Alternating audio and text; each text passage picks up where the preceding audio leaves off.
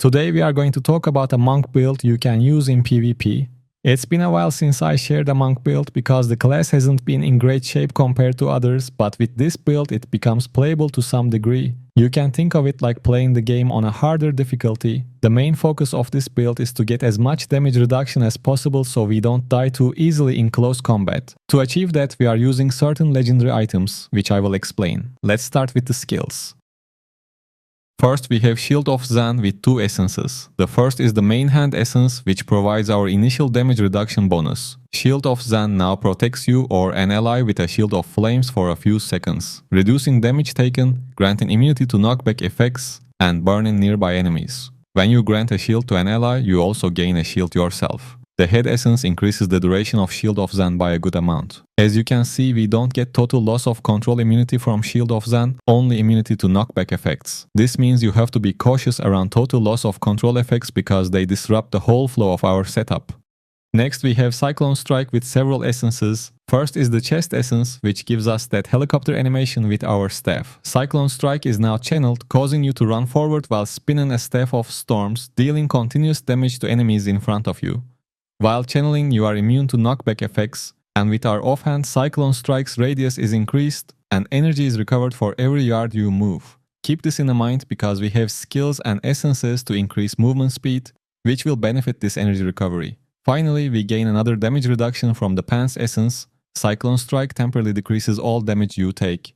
Next, we have 7-sided strike with 2 essences that work together. The first is a main hand essence that empowers you for several seconds, launching random attacks at nearby enemies, and the shoulders essence increases your movement speed after hitting an enemy, stacking to a high maximum. Our last skill is Breath of Heaven without any essences. This skill instantly restores life to yourself and nearby allies, boosting movement speed. If you're uncomfortable without a dash skill, you can replace this with Mystic Strike. But with all the movement speed bonuses, I don't feel the need for a dash. For the primary attack we use Fist of Thunder. You won't rely on it much, but it helps close the distance between you and your target while chasing. Now let's look at the set items.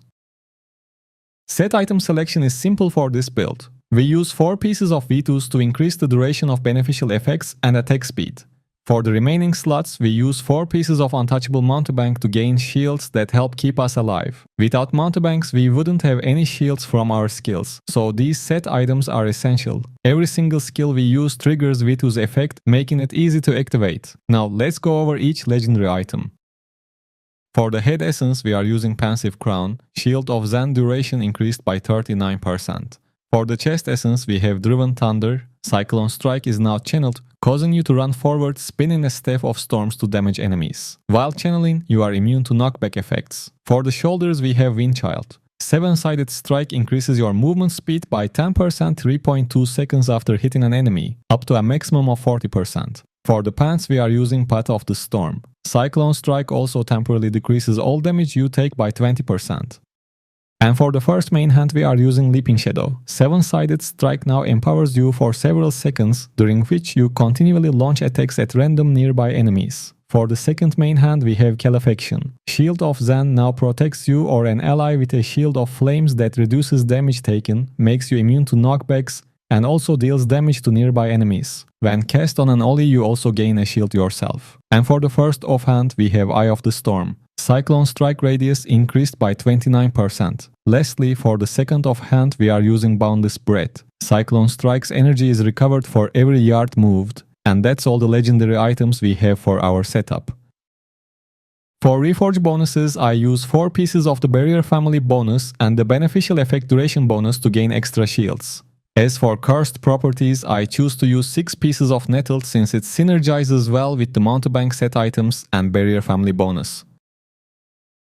You don't need to change your legendary gem setup to try this build, as you're unlikely to stick with the monk for too long. However, having some defensive gems can help. Along with must-have gems like Roiling Consequence, Blood-Soaked Jade, Starfire Shard and Bottled Hope, you can use gems like Battleguard and Mossthorn. From the 5-star options, Spiteful Blood and Frozen Heart are good choices. If you prefer not to use defensive gems, you can go with Void Spark, Wolfheart and Stormvault for more offensive options.